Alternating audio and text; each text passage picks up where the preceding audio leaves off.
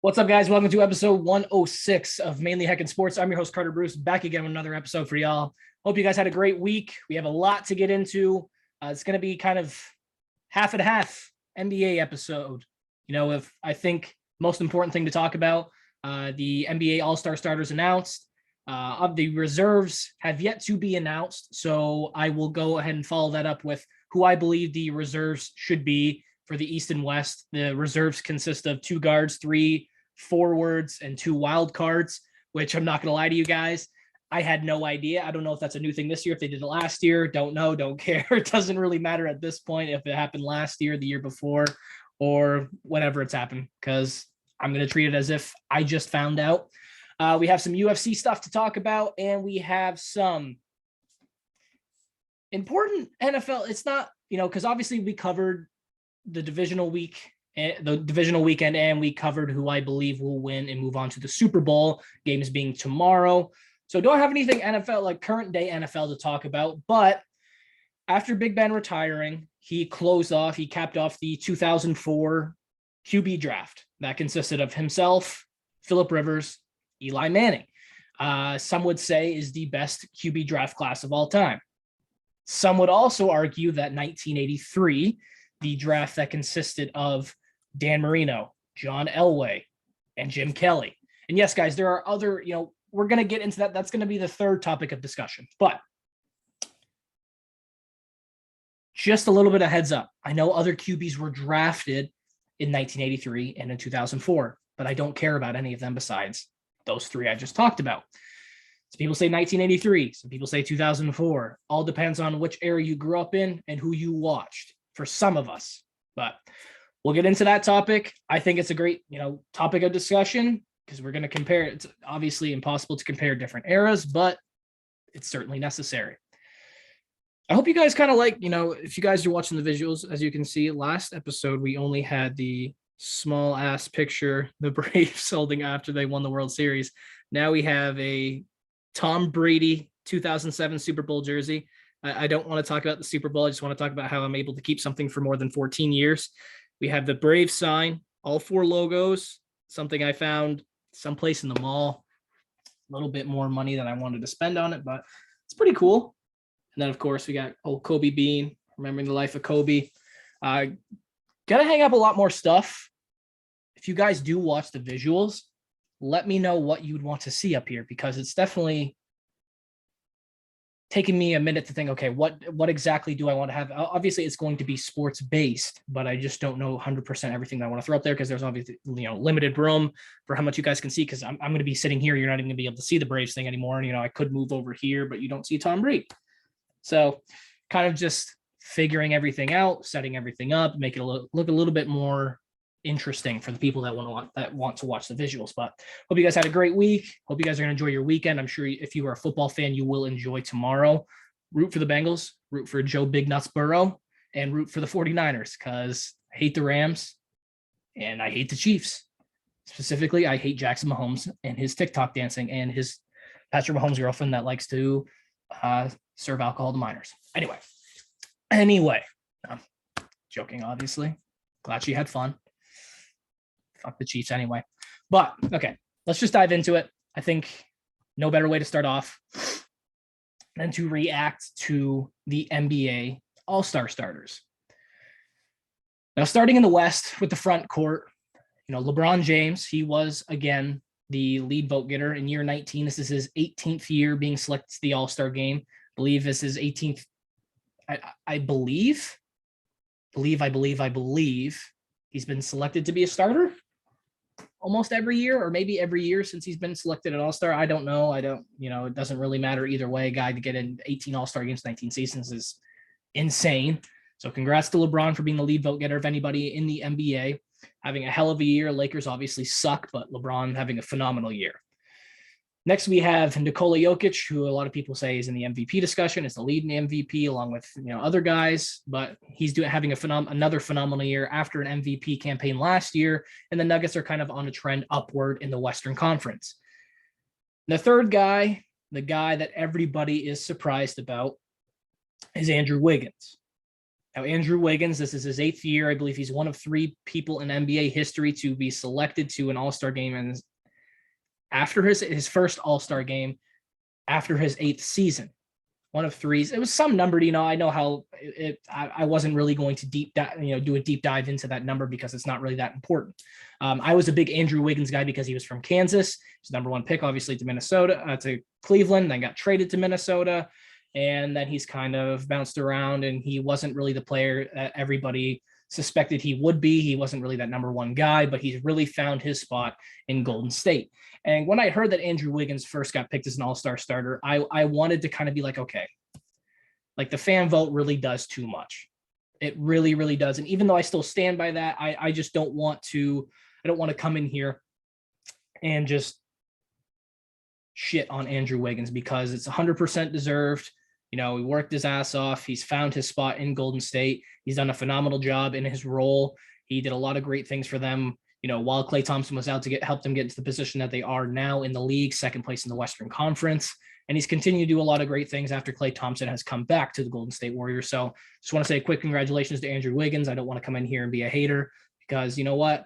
I looked at all the other forwards and I looked at what they have and what their situation is and what their role is on the team compared to Andrew Wiggins. And I say, okay, Andrew Wiggins, 100% deserves it. Congratulations for being named an all-star starter. That's huge, especially after, I can assume it feels really, even better for him because he was the #1 pick. Everybody expected him to be a multiple-time all-star, just not in the way that he became the first time. Everyone's probably expecting he was going to be the man somewhere. He was going to be a guy that's averaging, 26, 27 points because he is a phenomenal scorer. But it's the guy who's the 4th best player on his team. And he just has done enough to be named. And I'm sorry, guys, I'm recording this in the middle of a fucking blizzard. The wind's going on 40 miles per hour. So if you hear wind a lot, I apologize. I'm trying to block it out as much as I possibly can. So if you hear it a lot, that's what it is. I apologize. But yeah, Andrew Wiggins closes out the front court. So we have LeBron, Andrew Wiggins, and Nicola Yokic. No hate on it. The Western backcourt, Steph Curry, Ja Morant. I think everybody on the planet could have guessed that it would be those 2. A lot of people said Luka, but Luke, his late surge really hasn't helped him overtake. He was never overtaking Steph Curry, and he was never overtaking Ja Morant, even though the Mavericks are in a better spot than they were weeks ago, and he's playing a lot better than he has been. And Steph Curry has been in a slump, but the Golden State Warriors obviously are one of the best teams in the league. Don't really have any problem with the Western All-Star starters. I thought I would at first. I wasn't sure exactly who would be that 3rd front court guy because I'm not sure how they do. Okay, can you only put 1 center? Can you relocate guys to different positions to fit other guys in there? Yada yada yada. But I'm not going to hate on it. I think obviously LeBron averaging 29 points per game. The Lakers obviously aren't where they need to be, but the fan vote alone, even if LeBron was having probably a mediocre year, he was going to be an all-star starter. Even if he wasn't the #1 vote getter, LeBron James is just the most popular player on the planet. He's still the face of the league. I don't care what Stephen A. Smith says. He's the face of this generation. Obviously, look at how many more millions of votes he got than Steph Curry. But he is the most popular player on the planet, and he is playing like one of the best players on the planet. Averaging 29 points per game at the age he's at, how long he's been playing is historical. It's something that's never going to be done again. It's unfriggin' real what he's doing. Andrew Wiggins, like I said, having a phenomenal year in the role that he has in Golden State. Nikola Yokic, obviously, we know MVP last year, having a phenomenal season. He's the reason why the Nuggets are in the position that they're in right now. Steph Curry started off the season at an unreal clip, how well he was playing. Obviously, he's in a very big slump in terms of his shooting percentages, but we all assume it's Steph Curry. He will come out of that slump very soon, and when he does, it'll be very dangerous for the rest of the league.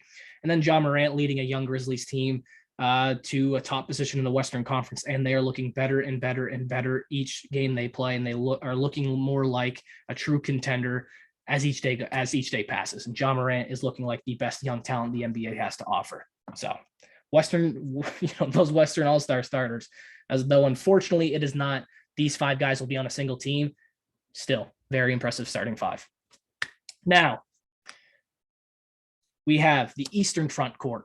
We start there because the lead vote getter was Kevin Durant. as we all could have guessed. Obviously, Kevin Durant won't be starting, most likely will not be starting due to his injury. We don't know. We haven't really been updated on any details, any information. I assume we will by the time the reserves are announced, because that will give them a good amount of time to kind of figure out, okay, Kevin Durant, we can, with the week we have here, we can figure out if he's going to be able to play, if he's going to be able to participate. If not, we can find somebody else. And I'm plenty of names to go in there and replace Kevin Durant. But he's still going to be able to draft his team like he did the other year he was injured. So all will be fine. All will be fine. And you can guess the other two guys. I think you could have given this to somebody maybe that hasn't paid attention all year, and they could have guessed who the other two guys were, and being Giannis Antetokounmpo and Joel Embiid. Embiid, for a lot of people, is the front runner for the MVP race right now. He's having a phenomenal year. Last specifically, I believe he's at a 25 game stretch right now with 25 points, and maybe it's 27. Something, I don't know what the number is, guys. I'm really lacking on my numbers lately, but he is having an unreal stretch right now, second in Philadelphia 76er history behind Allen Iverson for most 25 point games in a row. Now, the Philadelphia 76ers are surging late. They started off well, then they kind of went through a slump because they had a lot of guys out due to COVID. And now Embiid is really pushing the pace and helping them get past difficult tests that they've had as of last few weeks. And Giannis Antetokounmpo, another guy who's going to be up there for MVP discussion, putting up phenomenal numbers. Milwaukee, they are going through some struggles here and there, but they are moving their way up the Eastern Conference ladder. So those three guys, I think you could have guessed those blindfolded who they would have. Sorry, I had to take a drink of water for people who aren't watching. The Eastern backcourt, we have DeMar DeRozan. Obviously, I think that was hands down the guy who it should have been. And then we have Trae Young, I will give him credit, is having a phenomenal year. He is looking better by the day. The Hawks are kind of turning it up as of late. Last time I checked, are they still on a winning streak? Last time I checked, from Wednesday's episode, they were on a 4-game win streak. They're moving up the Eastern Conference ladder. Let me take a look real quick, guys. They are on a 6-game win streak still. So obviously Trae Young is a huge part of that. And reason why he got a lot of votes, the player votes leaned heavily towards Zach LaVine over him, but he got 270,000 more fan votes. He was the third player ranked compared to Zach LaVine. And he was tied with James Harden, who also had 46 total player votes, but Harden also had less fan total votes. I'll get to how I think the fan votes should be fixed after we go over these, but Trae Young, I'm not going to be mad at him being named an all-star starter. I know a lot of people are saying, Darius Garland, James Harden should be in there, Fred VanVleet, LaMelo Ball, Zach LaVine. More people saying Zach LaVine than anybody because Zach LaVine is having a phenomenal year, and the Chicago Bulls are surprising the hell out of everybody in the league if your name is not Matt Barnes. So I'm not going to be mad at it. Trae Young, DeMar DeRozan, Kevin Durant, Giannis, Joel Embiid. You could have guessed who the all-star starters would have been before the season started, especially with the way that Trae Young played last year and going into the playoffs. They made the Eastern Conference run. You would have expected that Trae Young would have elevated his game, but in heavy competition with guys like Zach LaVine, James Harden, I'm sure it feels good for him to know that he has been, he is a starter. He's not a guy that's going to have to rely on, being a reserve or having, the coaches vote him in there when it kind of can be a closer race when it gets down to the reserves, because there's only so much, there's limited space for guys to get in. It would have been big for Chicago to have both Zach LaVine and DeMar DeRozan to be starters. But it's no real big deal. I think with anybody's vote, the coaches do get to vote on the reserves. Zach LaVine will be the first guy they voted in the Eastern Conference that didn't make it. He was the recipient of the most votes outside of the fan vote that didn't make. Wasn't an all-star starter, so I don't think he has anything to worry about in making the all-star game. Zach LaVine's having a phenomenal year, but give it to Trae Young. Him and the Hawks are on a late surge. He's having a very, very good year in terms of scoring. He is one of the best scorers in the NBA. Shooting numbers, consistent. So shout out to Trae Young, doing his thing, absolutely doing his thing. Now, where I want to talk in hypotheticals here is I want to talk in terms of, okay, if it was still East versus West, it was the 5 I named in the West going up against the 5 I named in the East, and then we have those reserves. They're staying in their respected conferences. I like the Eastern Conference because I think their front court is much better than the Western front court. Obviously with Kevin Durant being injured, you look at it, I say, okay, Kevin Durant maybe at this point in their careers, maybe a little bit ahead of LeBron. I take Joel Embiid in a one-game basis over Nicola Yokic and obviously Giannis over Andrew Wiggins. And then you look at the Western Conference, I think you take obviously Steph Curry over Trae Young, and then Ja Morant and DeMar DeRozan, you kind of look at it of, okay, I think you kind of give them the respected nod because Ja is a very respected young player, and DeMar DeRozan is a very respected veteran player. So I don't want to compare it's apples and oranges with those two because, obviously very different positions and very different, steps in their career. I just like the Eastern Conference better because of that front court. Kevin Durant, Giannis, Joel Embiid. I don't know how you can think of a better 3, 4, and 5. It's just absolutely unreal. But it's going to be definitely interesting to see who will step up in Kevin Durant's place. When we'll get to the reserves, who I believe the reserves should be in just a second, and maybe we can kind of go from there and say, okay, it makes sense for this guy to step in for Kevin Durant, and maybe and that obviously opens up another spot on the All-Star reserves for somebody else that probably won't be named in here for me, but maybe named by the coaches and millions of other people that decide to kind of do this kind of thing and pick their reserves. So I get another drink of water. Jesus, I'm kind of talking a little fast here. I don't want to hear shit about this 2007 jersey. Yeah, it looks kind of dirty, but it's not. It's just clear. That's why. It's Reebok, an old jersey. Yes, I understand. Perfect season until they lost to the Giants, blah, blah, blah, blah, blah, blah, blah. I cried about it. I was 8. My dad laughed in my face. Okay? Get that over with. Get that out of there. 8 years old. My dad, diehard Giants fan, cried in my face when the Patriots lost. So let's get to the reserves. Let's get to the reserves. Starting with the East. So like I said earlier, we get to pick 2 guards, 3 forwards/centers, and then 2 wild cards. The 2 wild cards can consist of any player at any position. You don't have to fill in any other role. You don't have to say, okay, you have to pick 1 guard and 1 forward. You can pick 2 guards, 2 forwards, whatever you want. And if that wind doesn't calm down, I swear to God, I'm going to go out there.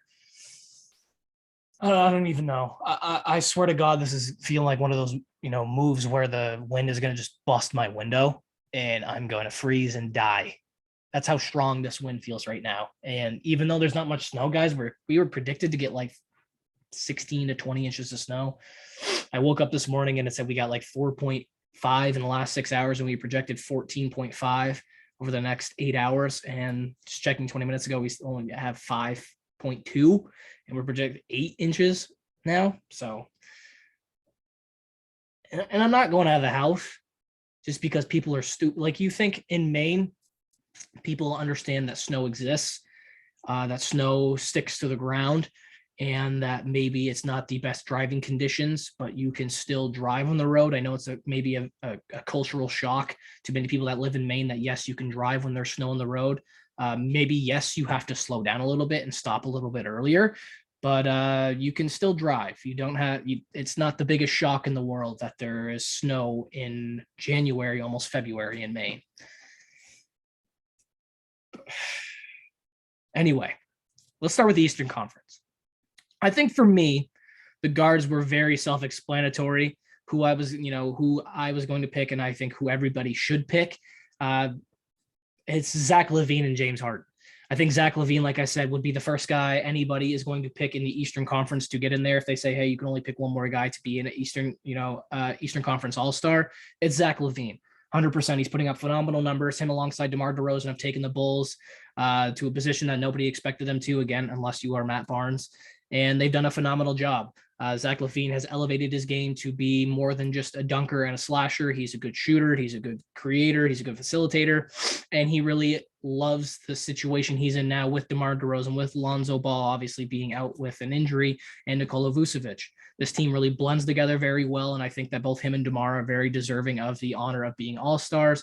And while Zach LaVine can't be a starter, being the first reserve in my mind is the only thing I can think of that really replicates that feeling, being that first guy that everybody thinks of. So Zach LaVine obviously gets that nod. I actually have a Zach LaVine Chicago Bulls jersey in my closet over there. So for Chris Caldwell, that my buddy you guys have seen on here told me that Zach LaVine will probably never be an All-Star. I just want to tell him to shove it up his ass because he was wrong. I'll message you after, Chris, and make sure you watch this. I will timestamp it and make sure you hear me tell you to shove it up your ass.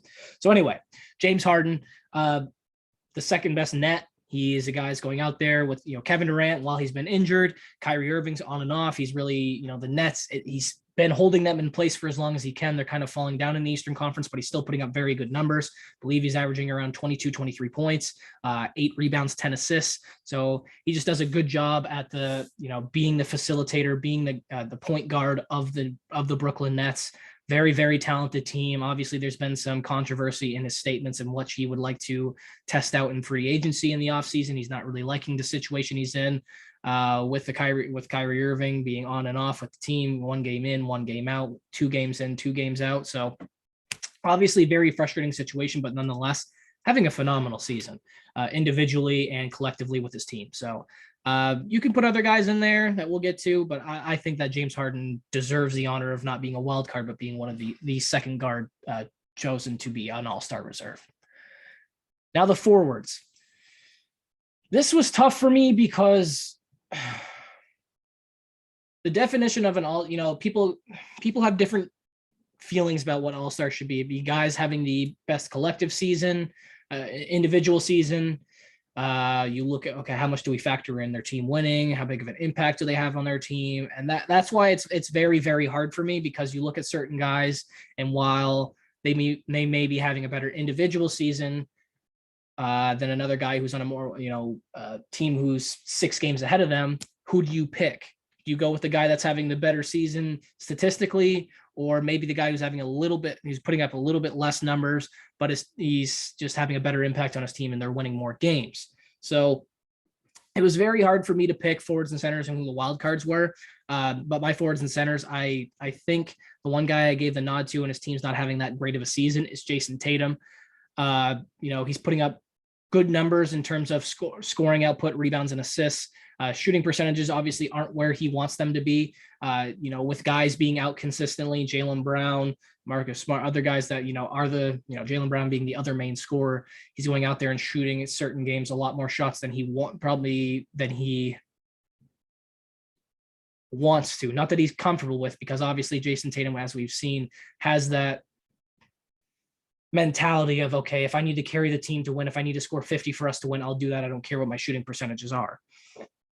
We can definitely tell he has that Kobe-like mentality. And, we see the way he plays the game. We see the way he attacks the game. So I think that it's only right. I think that if Jason Tatum isn't an all-star for you, I think it's a crime. I don't believe, and I'm going to do a spoiler alert. I don't believe that Jaylen Brown is an all-star. I'm not going to reward a team that's having a very mediocre season, a very underwhelming season, to have 2 all-stars. Definitely, I think if maybe the Celtics were a top 5, top 4 seed, I would put Jaylen Brown in here hands down. But it's just a spoiler alert. He's not in here for me. I think if I had to go, I was going to pick one of the guys, and it was definitely going to be Jason Tatum. He's the better player in my mind. He's having a better season in my mind. And he's just been more consistent with his role and what he brings to the team than what Jaylen Brown has been doing so far this season. It always can change, but at this point, I have to give the nod to Jason Tatum. The next guy I'm going to go with is Jimmy Butler. I think, he's statistically to other guys isn't having a better season, but in terms of you look how great his team is doing, and we know who the leader of the Miami Heat is. We know who the guy who go out there, if they're going to say, hey, we need you to win this game for us, we need you to guard the best guy, it's going to be Jimmy Butler. He's the undefined leader. Just loves his role on the Miami Heat. He loves the situation. He loves the environment. And you can just tell that Jimmy Butler goes out there and he loves every single second he's playing with this Miami Heat team. He has other guys on his team that are phenomenal. Bam Adebayo, Tyler Hero, Duncan Robinson, many, many others. And this Miami Heat team has really propelled themselves up the Eastern Conference standings. I believe at this point, I checked last night, and this is maybe before games were played, and they were number 1, and they still are number 1 in the Eastern Conference at 32-17. They are a game and a half ahead of the Chicago Bulls, 8-2 in the last 10. Miami Heat are just I think they're really bouncing back from last year's disappointing regular season. Obviously, they had a lot of turning points last year with a lot of guys being out due to COVID, injuries, and they didn't really have their collective unit throughout the entirety of the season. And now that they do, they're doing a very, very good job. And I think you have to reward the guy who's at the top of the food chain in that franchise, and that is Jimmy Butler. Next, I know we don't have to go with centers, but again, rewarding players that deserve it, because you look at them, the impact they're having on their team, how good their team is, how big of a surprise this team is, and I gave it to Jarrett Allen. Jarrett Allen putting up around, I think, 16 and 10. Not 100% sure on what his blocking numbers are, but the Cavaliers shocked me. Much like the Memphis Grizzlies, and I know I haven't talked about them as much as I talked about the Memphis Grizzlies, but having a phenomenal season. It's not only Jarrett Allen, it's Darius Garland, Kevin Love's going out there doing his thing. Obviously, they don't have Colin Sexton, but they're doing a great job. The young guys are coming in there doing their thing. And when they started off the season hot, I was like, okay, they're going to kind of fizzle out. They're not really going to be this good, maybe going into the All-Star break. And they've proved me wrong. They kind of did drop down a little bit, getting closer to 500 soon after I made that initial statement early on in the season. But they've really bounced back. They're doing their thing. They're going out there. They're beating, very, very solid teams. They just beat the defending champion, Milwaukee Bucks. Giannis just blatantly said that, they play very well. They played very well. They did a phenomenal job on us on the defensive end, and we suck. And to go out there and make the defending champions and the two-time MVP say that they sucked, and how good of a job you did to make them look like they sucked when they obviously as a team don't, you can tell they're doing something right. And that's what I love to see. And Jarrett Allen, I think you have to reward that guy for what he's been able to do. And he's definitely fulfilling that contract that he signed in the offseason that's worth up to $100 million. So congratulations to Jarrett Allen. I think it is much like if you don't have Jason Tatum, a crime if you don't have Jarrett Allen, because he's having a phenomenal season. Now, this took me to my wild cards. And this is where I was thinking, okay, people, if they hear this, they're going to freak out. Oh, you didn't have this guy. You didn't have this guy. How did you put this guy when you talked about how you had this guy over this guy? I know I'm going to hear shit. I know people are going to say, I deserve to go to jail. I'm going to drink of water real quick, but it's difficult for me. Maybe some favoritism kicked in. Maybe. I don't care if you like it. This is my podcast. This is Maine-Ly Heckin Sports by me, Carter Bruce. So I can say what I want. Sometimes without sounding like, I sound like an idiot here and there, but sometimes I make sense. Sometimes I make enough sense to make my point, and I will try to do so in defending who I have as the two wild cards. I know I said Jaylen Brown doesn't fit in here. I know I said Jaylen Brown's having a great season. Don't reward mediocrity with how his team's doing. I want to give a shout out to Darius Garland, because I know I said, him and Jarrett Allen are the big reason that the Cavs are doing as well as they are. And it's 100% true. He's not in here. Miles Bridges having a phenomenal season. He's not in here. Kyrie Irving, obviously, if you think Kyrie Irving should be in here, shut the hell up. You don't know what you're talking about. The guy hasn't played enough this year, and I don't want to hear you speak. I don't want to hear you breathe. You can breathe away from me, obviously. Whatever. First guy I went with is Tyler Herro. You look at the Miami Heat, how well they're doing, and certainly a huge part of it is Tyler Herro averaging 20 points per game off the bench. If you do not agree with me, I would think that you don't know anything about basketball, and you don't know anything about what is going on in current day basketball. Tyler Herro, I think, had a very bad season last year. He's really, really living up to what we expected after his rookie season, after that playoff run the Miami Heat had. He's going out there and doing what everybody thought he would in his sophomore campaign. Now in his third year, he's doing great things. He's being very consistent from the three, from the floor. He's rebounding and facilitating the ball here and there. He's averaging near 4 rebounds. He's averaging a little bit over 4 rebounds and near 4 assists. And he's still averaging over 20 points per game as the guy coming off the bench.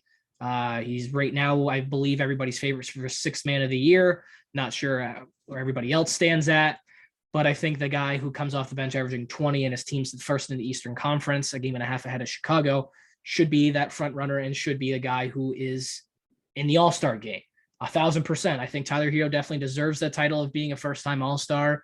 I think he really is bouncing back after a lackluster sophomore season. So I think that's the big thing for me is when a guy understands what everybody expected from him, understands that he didn't live up to those expectations, and now he is showing, okay, now I can do this. I am the player that you all expected me to be. So now watch what I'm going to go out here and do and watch what my team's going to do.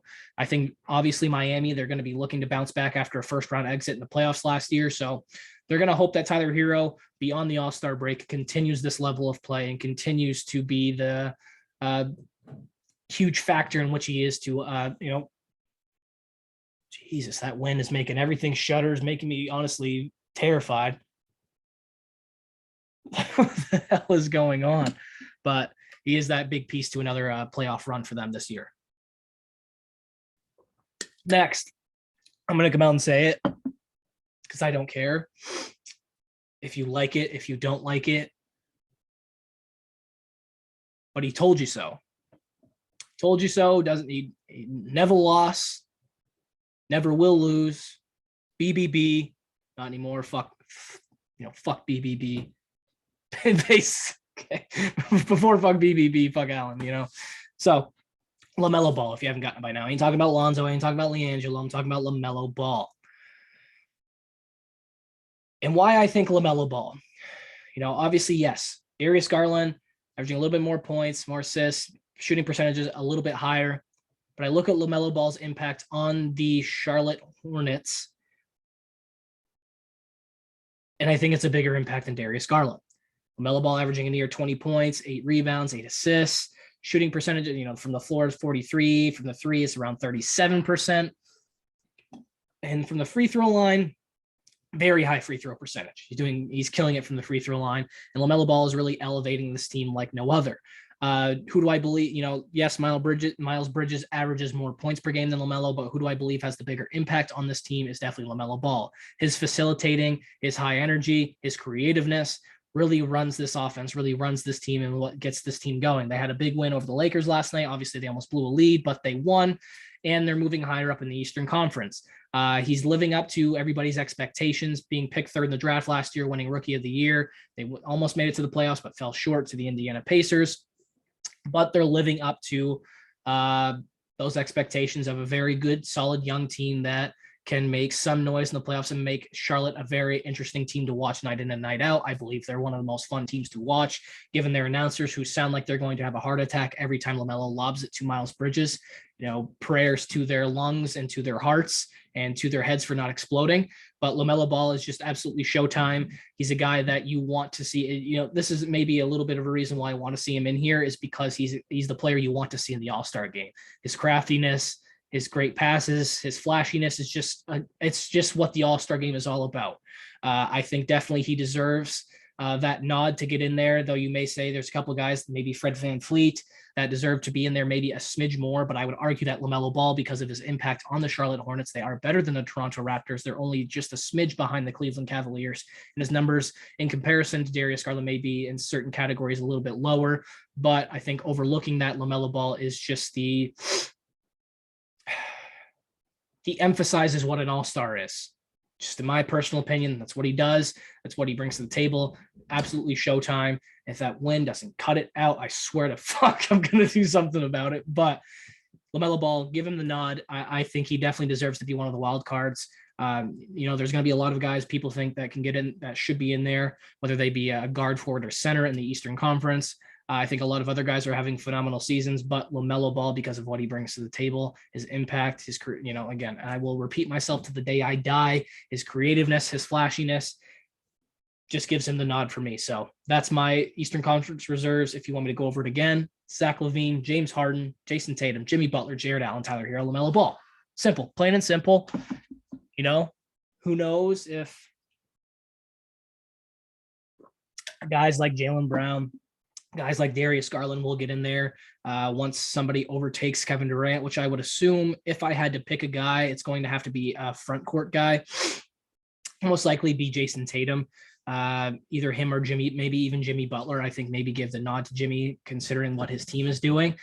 compared to how the Celtics are doing. So either Jason Tatum or Jimmy Butler, give them the nod there and just kind of fill in the other forward/center spot that you kind of you want to, whoever you want to put in there. But those are my Eastern Conference reserves. So let's go to the West. I think the guards, very self-explanatory. And maybe people are going to think I'm nuts, but I'm going to go with Devin Booker and Donovan Mitchell. And a lot of people are going to say, well, what about Luka Doncic? I'll give you a spoiler alert. He's one of my wild cards. But give the nod to Devin. Give the nod to Donovan. They are the number one players on their team. They are having both very, very good seasons, and their teams are much better than the Mavericks. Yes, Devin Booker has Chris Paul. Devin Booker has DeAndre Ayton. Yes, Donovan Mitchell has Rudy Gobert, Mike Conley. Obviously, they have a much better team in terms of talent, other guys around them than Luka Doncic. Luka Doncic started off the season much slower than these guys. He's really turning it up as of late, so I think it's a crime if you don't think he's an all-star. If you want to put him as one of the guards, that's fine. I think if you're going to put him over Devin Booker or Donovan Mitchell, I think you just instantly put in one of your wild card spots, but I'm going to keep those two as my guards. Devin Booker, a lot of people argued maybe should have been, considering the spot they're in, an all-star starter, specifically George Karl. He said that the Suns should have an all-star starter considering they have the best record in the NBA. What are you really going to do about it? It's no big deal. Both, they're going to have multiple guys that are going to make the all-star game. So whether they're a starter or reserve, I don't think it really matters all that much to them. They're more focused on going back to the finals and hopefully winning this year. They're definitely having a better season than I expected them to have, coming off of a phenomenal season last year. So I think those two guys definitely deserve to be all-stars. Whether you want to put both of them as your starting guards for reserves is your first two choices. It's up to you, but that's who I believe should be in that position.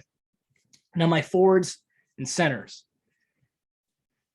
This one was very, very tough for me because there's so many guys to choose from. And again, you have to, kind of give some relief towards guys that don't really have the better teams than others.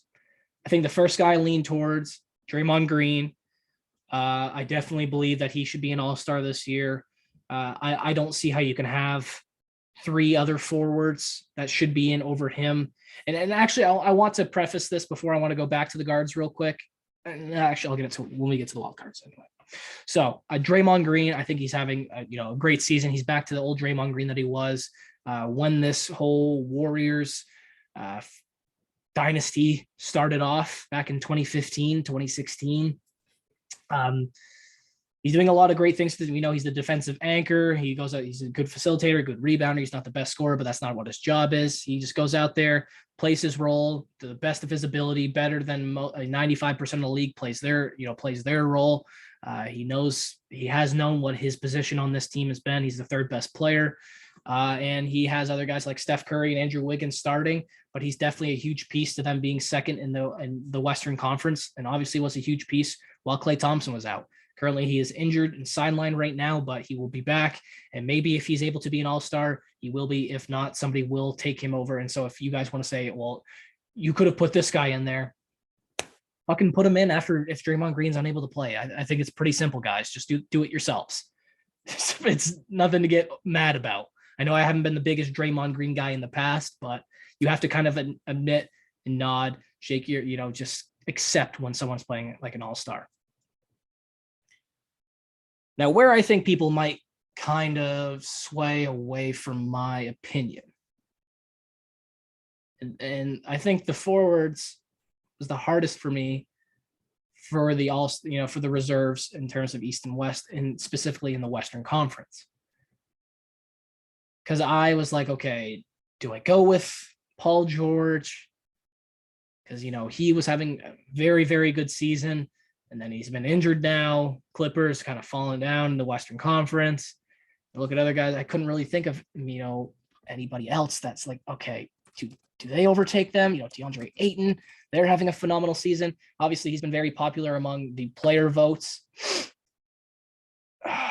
It's very, very tough. But a guy I always look at because, he's very consistent with his numbers, very consistent with his team. He's the second best player on his team that is currently fourth in the Western Conference. I threw Rudy Gobert in there. I think Rudy Gobert, hands down, should be one of the forwards in there. He's having a great season in terms of blocks, rebounds. He's just very consistent with his role. And I know I say that a lot, guys. Their role, a player's role means a lot to their team. They understand what their role is. They capitalize on what their role is. They accept what that role is, and that's a huge part of a player's career and legacy. And Rudy Gobert does a phenomenal job at that, being the defensive anchor. Yes, he got boomed on by Russell Westbrook. Okay, we get it. But he's a phenomenal, one of the best rebounders in the league, one of the best rim protectors in the league. He scores from here and there. He shoots 70% from the floor. So how you can't have that guy in there, it's beyond me. The second guy I have, and it's kind of like my Jason Tatum pick of the Eastern Conference, where, this team has the capability of having multiple all-stars. This team, though they aren't underperforming because we didn't expect them to have that great of a season because they are very young. They aren't, familiar with the winning aspect of the game as of yet. They don't have that identity as a team yet. I went with Karl-Anthony Towns because I think he's very deserving of being an all-star. He's putting up phenomenal numbers. He's shooting very well from three as a big man. He's still absolutely nuts and should be in an insane asylum for saying he's the best shooting big man of all time. I think you are absolutely insane. It's a sickening comment, but you're an all-star. He's definitely an all-star, one of the best scoring big men, one of the best shooting big men in the league. He rebounds the ball well. He blocks the ball well from time to time, and he can pass the ball well for a big man. Again, there are certain guys where you factor in, okay, their winning percentages as a team and then their individual statistics, because what is an all-star? We kind of all, some of us are 100% behind statistics, 100% behind team winning. And then some of us are kind of in the middle. We kind of mesh the two together and say, okay, this guy's team may be seventh, but he's having a phenomenal season. So how can we not have him in there? We're not going to have a guy that puts up 8 less points, 3 less rebounds, and maybe the team's better, but they have better players around him. So he's an all-star. So I think if you throw Rudy Gobert in there, who kind of has that situation with, as comparative to Karl-Anthony Towns, he averages much less points, but it's obviously different roles on different teams. Gobert has the better team, but he has the better talent around him. Then you have Karl-Anthony Towns. Having a phenomenal season, definitely should be an all-star reserve.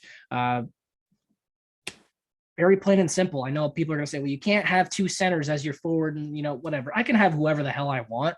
You can throw whoever you want in there. And I just think that's who it is. There's something in that water. Don't know what it was. It's disgusting. Hope to God it wasn't anything, but my wild cards, I gave away Luka Doncic, 1,000%. It's just no comment on that one. Doesn't need to be anything. My second one's Chris Paul.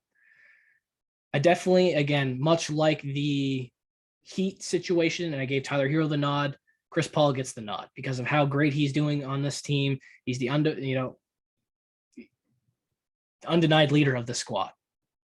14 and 10 a game, does a great job leading this young team, and he's much deserved. I was between him and DeAndre Ayton, but I lean more towards Chris Paul and giving him that all-star nod. Again, going out there, killing it.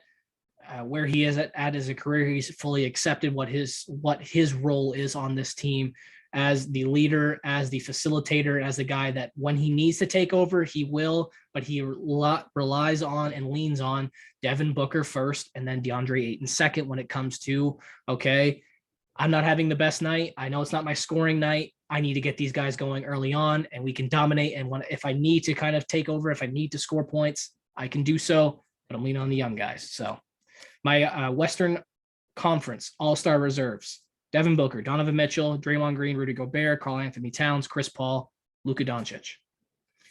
And where I want to touch on here is I want to give a shout out to my guy DeJounte Murray because I love DeJounte so much. If you guys know me, I have been proclaiming that we needed to get rid of LaMarcus Aldridge, DeMar DeRozan years before we did and just hand the keys to DeJounte Murray. And the year after we have, yes, I understand the Spurs aren't in the best position in terms of NBA standings, but they are a very young team and don't have star caliber like other teams do.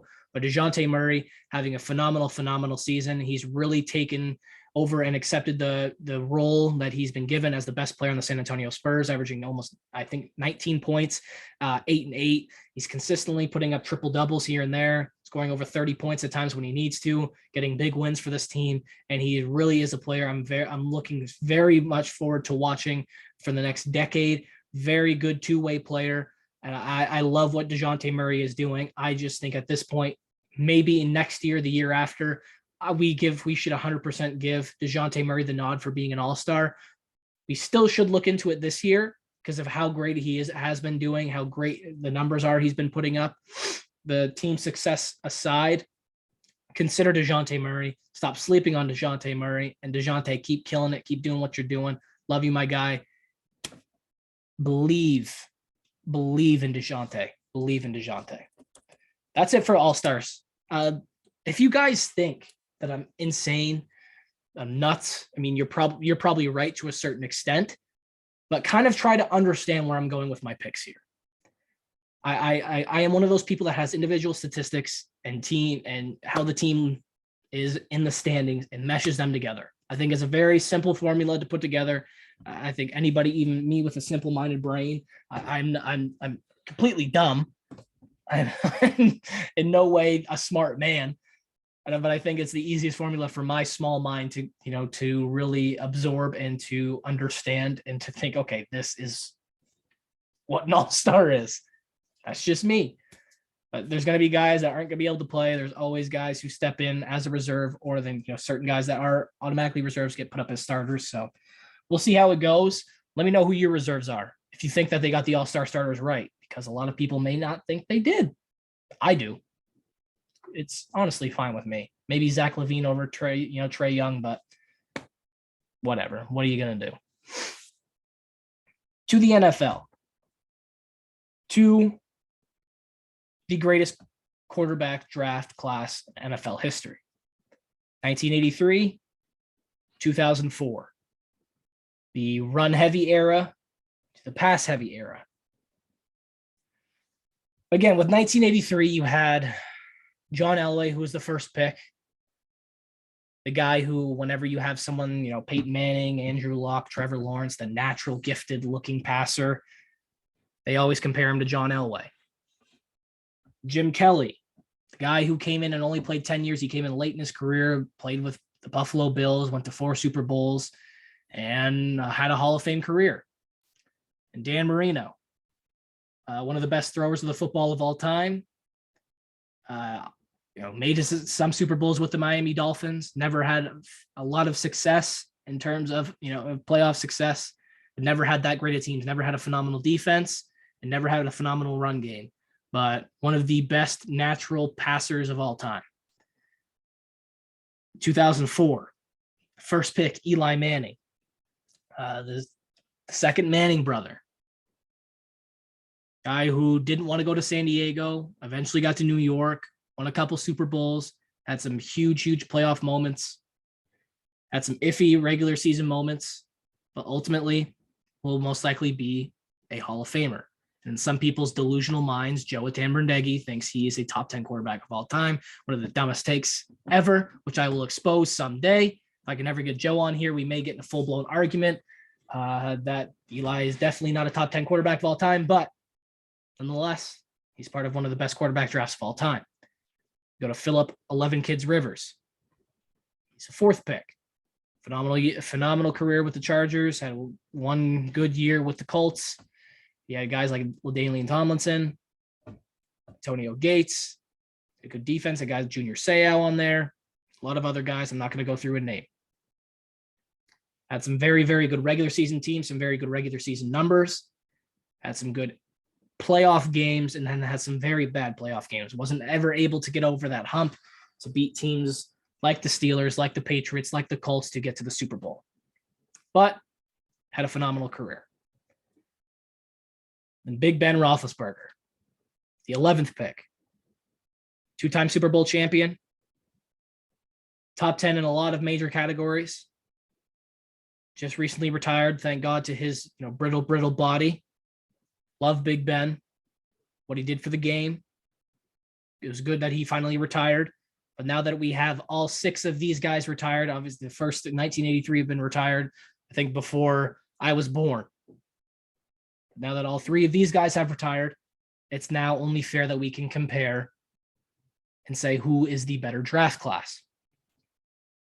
Now, obviously comparing numbers, comparing accolades is the way to go about it, though it's not going to be 100% authentic, 100% okay.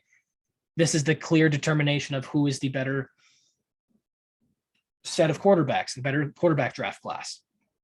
I'm still going to go through those numbers, but I will give some subjective numbers, but then I will also give some insight. Okay, well, look at the total pass yards, but look at the total pass attempts between the 3 and 3. Okay, so let's kind of run through these real quick. We'll go over their accolades combined. I'll kind of go through and say, okay, at the end, out of these 6, where do I rank all these guys in terms of all-time quarterbacks compared to another? And then at the end, I'll say 1983, 2004. People may think I'm subjective because I watched Manning, Rivers, and Roethlisberger my whole life. But I kind of have some insight because I have a dad who has told me so much about the 1980s and so much about the 1990s in football. I was born in 99, so never watched any of these guys play in terms of John Elway, Jim Kelly, and Dan Marino. Let's start with the 1983 class. Let's go over their total years experience, total yards, total touchdowns, total interceptions, total pass attempts. Total years of experience is 44 seasons between the 3. They have over 148,000 passing yards, 957 total touchdowns, 653 total interceptions, and then total pass attempts between the 3, 20,087 pass attempts. We look at 2004. Yes, much more pass efficient era. Protection of the quarterback was much more emphasized. Running of the football, maybe the early 2000s, mid 2000s was emphasized somewhat near what it was in the 80s, not nearly as much when you moved into the 2010s and the latter of the 2010s. But total years experience, 51 seasons to the 44. Obviously, that being Jim Kelly only played 10 years in the NFL, and you have Rivers who played 16, Manning 17, Roethlisberger 18. Total yards, 184,553. Total touchdowns, 1,205. Total interceptions, only 664. To their pass attempts of 24,696. I will give you guys this. The deflating numbers, obviously, you look at and say, okay, yes, very pass-heavy era. But Jim Kelly is what really holds those numbers down because he only played 10 seasons. Him playing 10, and then Dan Marino, and I believe Dan Marino played 18, and Elway played 16. So you kind of look at those, and it's like, okay, those 2 guys, and Marino and Elway played more of a comparative career to the Manning, Rivers, and Roethlisberger more than Jim Kelly. And you look at their pass attempts, it's not far off of what, obviously Dan Marino in terms of the yards and touchdowns is what really propels them closer to the 2004 draft class and why they're so, only 250 passing touchdowns behind. They are, yes, almost 40,000 passing yards behind, but Dan Marino is up there with the likes of Philip Rivers and Ben Roethlisberger, Eli Manning in terms of total touchdowns and passing yards because he's a guy who always was throwing the ball. But I look at these 3 guys, okay, in terms of their numbers and comparative to their eras, maybe people would say, okay, yes, yards I think are very even because you look at, okay, what those 3 guys did in 1983. Excuse me, getting their heads ripped off, most likely playing with multiple concussions, playing with doy heads, making some, and you look at 2004, Eli Manning, Philip Rivers, and Ben Roethlisberger collectively did have some doy plays. And yes, in the early 2000s, as the old heads, the boomers may not believe, quarterbacks were getting hit hard. They were getting hit frequently, and the flags weren't being thrown as much as they believe they were when they look at today's game. Not even close. Mid 2000s is where football was still football to the old people. So I look at total passing yards. and I think, okay, you can kind of rack those up as being even. Total passing touchdowns, kind of rack them up as even. Now, where I look at total interceptions, you can tell interceptions were more frequent in that era. It's a fact because 4,000 passes, the 2004 draft class between those three threw over 4,000 more passes and only 11 more interceptions. So the accuracy of 1980s quarterbacks, these guys played in the 80s and 90s, is nowhere near as good as it was in 2004. And while people can say, well, they didn't throw the ball, they ran the ball so much in terms of the passing, they didn't have as much time in the pocket, the coverages maybe were a little different, blah, blah, blah, blah, blah. Quarterbacks today are much more accurate and much more precise than quarterbacks then. You have much more pure passers into the 2004 draft class beyond than what you had in the 1983 draft class on average. Dan Marino, his completion percentage is horrible, but he put up really good numbers. He's still going to be considered one of the best throwers of the football of all time. I just look at the 2004 guys. Obviously, yes, they threw the ball a lot more, but they were more consistent in throwing the ball. They were more precise in throwing the ball. Maybe they had better options in terms of offenses to maybe make them look like better throws for the football, to really open up the field for them. And people could say, okay, yes, later and when they were really protecting the quarterback, they had a lot more time in the pocket to make adjustments in deciding who they're going to throw the ball to and where they're going to throw the ball. And protecting the quarterback is also protecting other players. So they're able to get more open, less penalties, and less, defensive players getting away with pass interference, which all can be true and all is true. So I kind of look at the individual statistics in terms of, okay, these guys are even. Just the favoritism in terms of protecting the quarterback and everything kind of shows in the 2004 class, but it's not far off. That's why I can just consider them even. I'm not 100% just going to say that guys in 1983 were better throws to football because they weren't. And I'm not going to say, okay, these guys in 2004, they're just better quarterbacks because they put up better numbers, but they were more protected, because it's kind of even. It's hard to compare in terms of individual statistics. So we go to accolades. 1983 draft class, total Pro Bowls, 23, total All Pros, 4, total MVPs, 2, Super Bowls, 2. You look at 2004, Pro Bowls, 18, All Pros, 0, MVPs, 0, Super Bowls, 4. The only guy to win Super Bowls in 1983 draft class was John Elway. He went to 5, got blown out, and then won 2 with the Denver Broncos. Jim Kelly lost 4 in a row. Dan Marino lost a couple Super Bowls. 2004, Eli Manning went to 2, won 2. Roethlisberger went to 3, won 2. Rivers never went to a Super Bowl, so he kind of holds them back there. But you look at their all-pros, these 3 guys in 2004, you're dealing with other quarterbacks like Drew Brees, Peyton Manning, Aaron Rodgers later, Brett Favre, and Tom Brady, especially Tom Brady, taking away all those all-pro selections from those guys. MVPs, just listed off those quarterbacks again that are taking away the MVP trophies from these guys.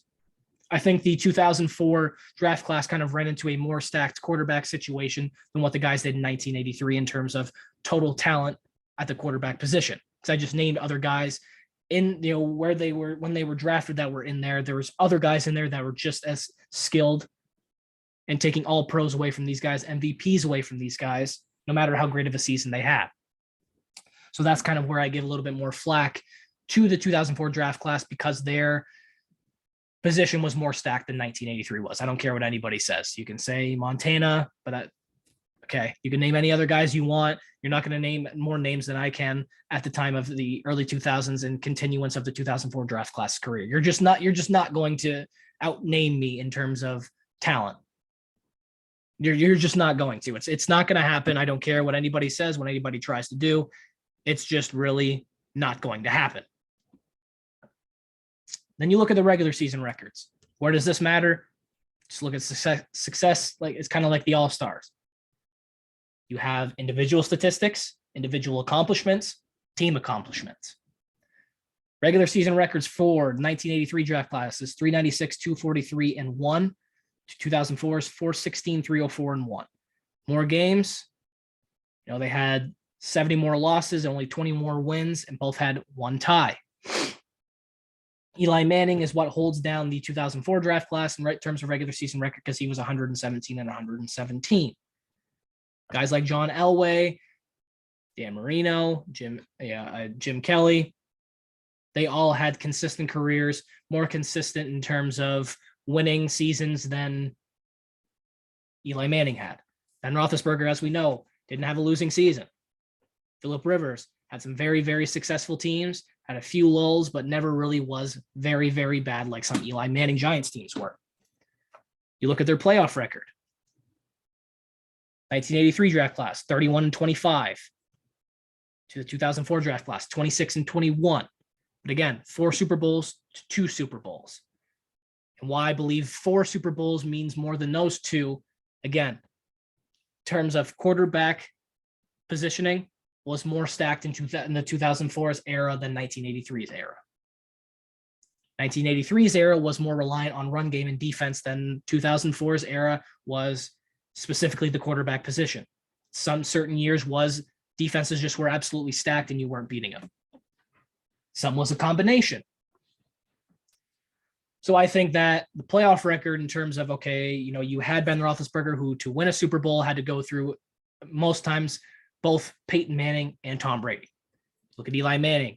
He had to go through at one point Brett Favre, then Aaron Rodgers, Drew Brees, Colin Kaepernick, and many other guys, Russell Wilson, many other guys. Same with Phillip Rivers. He had to go through Ben Roethlisberger. Ben Roethlisberger had to go through Phillip Rivers. And the Ravens, phenomenal defense.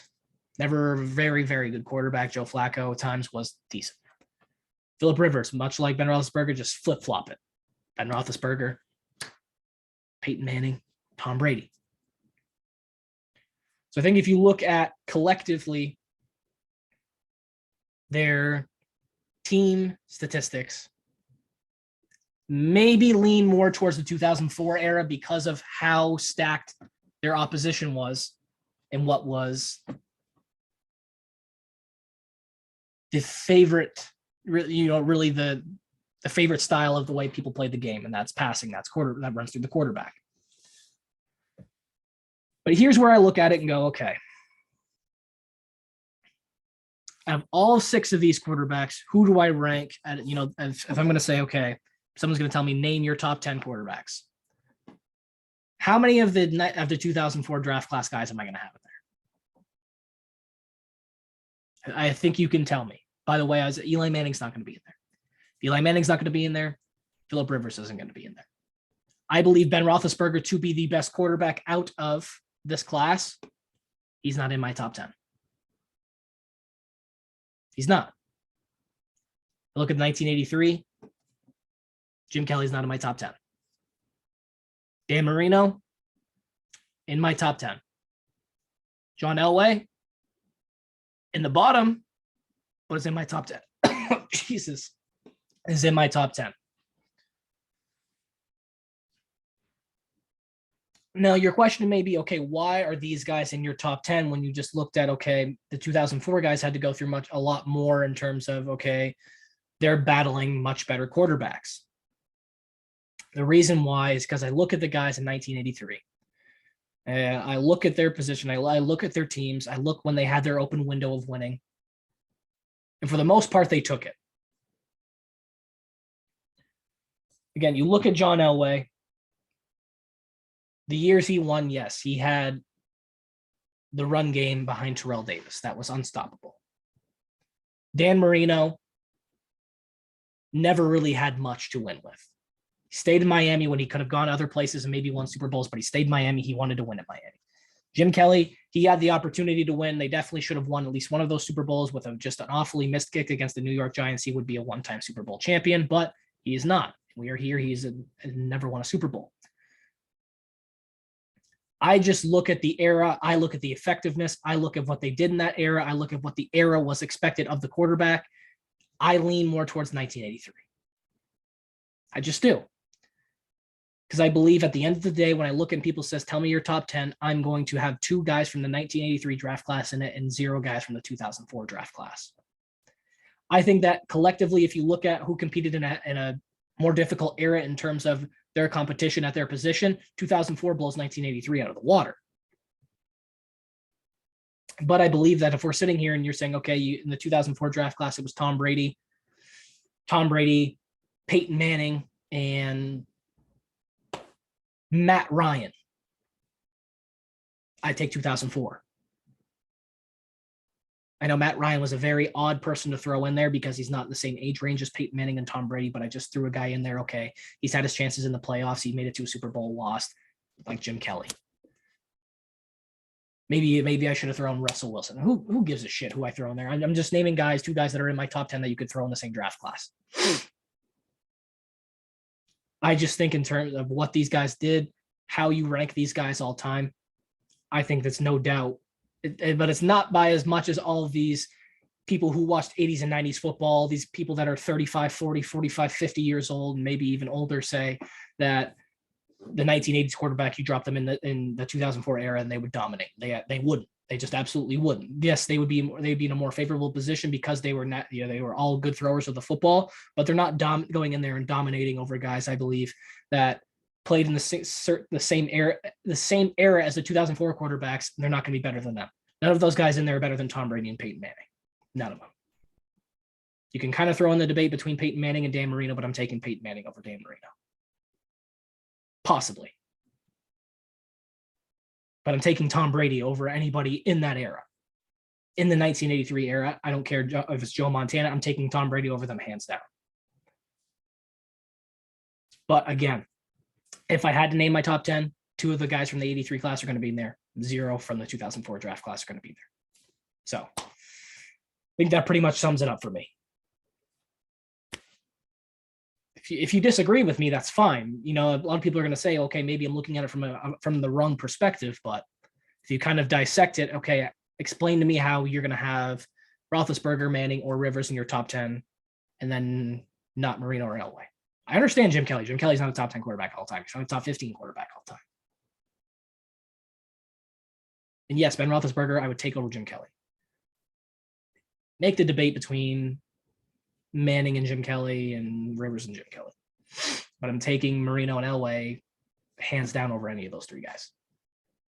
Throw Big Ben. Big Ben is the guy that I would say, okay, maybe throw him into the conversation there with John Elway, but Dan Marino, I think, is the best hands down. That's just me. Maybe call me an old soul, but that's who I'm rolling with. Sorry. Last topic of conversation. Actually, I'm going to take a drink of water. Hopefully it's not poison because, like I said, there was something in this water that just wasn't the consistent water texture. So if I drop dead, I don't know. Hopefully I post episode 106 before I drop dead with this water. Who knows what it is, but this is just a quick topic of conversation that I wanted to bring up because it was very interesting to me. UFC just had UFC 270. It was the first fight card of the year, and we have a lot of good fight cards coming up. I was just looking at it because I'm seeing, and I've seen a lot of double chip cards in terms of main event is a championship fight, and then co-main event is a championship fight. Obviously, I know that's not able to be done for every fight card because you look at it, there's 12 divisions, 8 men's, 4 women's, there's 13 pay-per-view events, normally a year, at least there was in 2021. Dana White says they're looking to break the pay-per-view records each year as they go on. So I would assume there's going to be more, if it in terms of like a pay-per-view event, like a UFC 270, 1, 2, 3, 4, 5, 6, 7, 8, whatever number they're going to try and go up to. But obviously the other ones, like, other fight cards are going to be pay-per-view events as well, whatever they decide to do. And pay-per-view prices are going up. So, and we look at this, okay, we had 13 pay-per-view events in the year 2021. It was 257 through 269. 7 of those 13 UFCs have had double chip bouts, not counting interim. So maybe you could say, well, there's maybe 9 or 10 because a couple of them did have interim championships on the line, but I just don't count those as double chip fights because there wasn't change in the unification of the belt. 4 of those 13 have had 1 title fight, and you can throw an interim in there as well. And then 2 of them had no title fights. Those 2 would be the cards of Dustin Poirier versus Conor McGregor 3, and Dustin Poirier and Conor McGregor 2, and then Conor McGregor 3. You know what I meant there. Dustin Poirier, Conor McGregor 2 and 3. And then 2 of the next 4 UFC events are scheduled to have double chip bouts, 273 and 274. And one of those is scheduled to have 0, I believe, up to this point. And that would be the Colby Covington and Masvidal. I believe. Obviously, everything can change, but I'm looking forward and seeing what they're scheduled to have. And 2 of the 4 are scheduled to have double championship fights. It all could change. It all could not. But what I'm looking at, obviously, I couldn't find the definitive numbers for each single one, and I didn't want to kind of run through every single UFC and go, okay, this one did this many, this one did this many, add them all up. Okay, this is what you have with double championship fight cards, and this is what you don't have. Because if you look at it, it would be kind of an unfair number, because I believe the 2 top UFC cards of 2021 were the Conor McGregor and Dustin Poirier fights. So that would go, okay, well, you can just have 2 big name guys, and they can beat out double championship cards. And that's true if you have Conor McGregor doing every single one, because he is the biggest draw and will remain to be the biggest draw in UFC history. Now I look at it, obviously, again, there's 12 champions, 8 men's, 4 women's, 13 pay-per-view events. So that would mean in total, there'd be 26 championship fights per year. So that would mean each fighter would have to fight at least twice per year. Yeah, my math is probably very, very wrong in that. So disregard what I just said. Okay. So 13 pay-per-view events, 12 divisions. Does that mean they have to fight 4? I don't know, guys. My math is so bad. Once I'll give you a little sneak peek. Once you get out of college, I think your math skills diminish by about 400%. And maybe it's because I've only had a Monster today and I didn't have coffee, which definitely 100,000% fuels your brain. If you don't drink coffee, you should be. Not promoting that if you don't want to drink coffee, don't drink coffee. Don't listen to me. But me and Big Cat feel the same way. Love coffee. Could marry coffee if it was possible. But I look at it. Obviously, it's not a very plausible option to have every single fight card be double chip cards. Obviously, it is very interesting. And you go, okay, you're more interested in fights if you're a casual, or if you're somebody that's, maybe just getting into the sport like myself, to see championship fights, because, okay, you kind of do a deep dive into the history of these fighters. Okay, have they fought before? Who have they fought? Who have they fought that's similar? How can we tell, okay, if this guy's the new champion, who's he going to face? It's much more interesting than, okay, a number one contenders fight rather than an actual championship fight. To me, I could be 100% wrong. Obviously, there are a lot of ways that the UFC can make one championship bout fight card very interesting if you have the proper guys in the co-main event, or women in the proper co-main event. I just look at it as, maybe this is, and this is my mind running. This is my new brain going into the UFC running. I'm not sure how regular it was for the UFC to have multiple championship, cards in the past. I just look at 2021, where there was more than half of the fight cards were having more than one championship fight. And I just don't know, is that going to be an upward trend of the UFC? Should that be an upward trend of the UFC? And, they can back up the numbers again by saying, well, our 2 biggest fight cards didn't even have a single championship fight on it, but it's just with Conor McGregor, replace it with somebody else. And that's just not true. It wouldn't be true. You can have it, Nate Diaz in there fight Dustin Poirier both those times, and those aren't going to be the top 2 selling cards of 2021. They're just not going to be. Though it isn't impossible to do, will we see maybe in 2021 10 of 15 have double championship fights? Is it a good thing for the UFC to continue to, raise that trend, to make it a more consistent variable and to see double championship fights? It's possible. It's very, very possible for us to assume that is what the UFC is going for, and that's what the UFC should go for. Because Dana White knows how to make fight cards interesting, and he knows how to grasp the attention of more and more fans. He's a very intelligent guy. He's been in this business for a very, very long time. And this isn't something that I've heard Chael Sonnen talk about or Joe Rogan talk about. Those are the 2 guys that I really go to listen to their thought process behind the UFC and the UFC fight cards. This is something I just thought of myself, and this is why it may seem like a very basic question, may seem like a very boring question, but it's just something that triggers my small pea brain mind. So if you're someone that is new to the UFC or is new to something, do you want to see more championship bouts? Obviously you do, because you want, it's the most important thing to everybody, is a championship, is gold around someone's waist, is gold around someone's neck, is someone to have a championship ring on their finger. Whatever it is in a specific sport, you would probably like to see more of championship matches, games, whatever it be. Now, if you're somebody that is, more of a renaissance in the sport, like a Joe Rogan, like a Chael Sonnen, do you want to see those championship fights stretched out because, you really, give the people a chance to see more fighters, people that we haven't heard of, people that say, oh, that's the co-main event. Okay, I haven't heard of these guys. And maybe this is 2 fights, but I haven't heard of these guys. I'm going to be interested. I'm going to watch these guys and follow them. Maybe they're on the road to go to to have a title fight.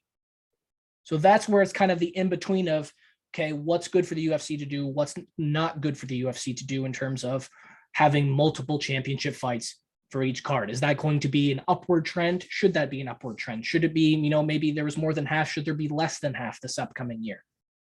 Because we can see the 3 of the first 5 are going to be double championship cards up to today of January 29th. That's just what it's going to be. That was just my quick question. That's what I wanted to know. If it's a good thing, a bad thing, if it's something that interests you, doesn't interest you, if you're somebody that's more, diverse in the UFC world, you let me know, because I'm trying to figure out how people feel about it. So if you are somebody that is that, let me know, because I really do genuinely want to know. But that's all I have for you guys this episode. It's very short and sweet, that question. That's all I have. You guys can listen to this, as always, on SoundCloud, Apple Podcasts, on the Sportsway YouTube channel now. If you want to watch the visuals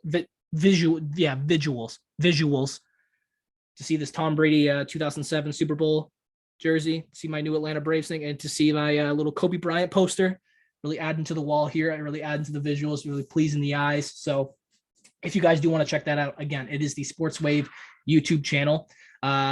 Follow the Instagram page, Maine-Ly Heckin Sports. Follow the Twitter page. Go like the new Facebook page. It's the same old Facebook page, just everything's been changed in terms of the name, yada, yada, yada. But let me know what you guys want me to talk about next episode. Let me know who you guys have winning and advancing to the Super Bowl. Thank you guys so much for the continuous support. I love y'all. I appreciate y'all. Yeah, that's it. Go drink some coffee. Enjoy your weekend. Love y'all. See you at 107.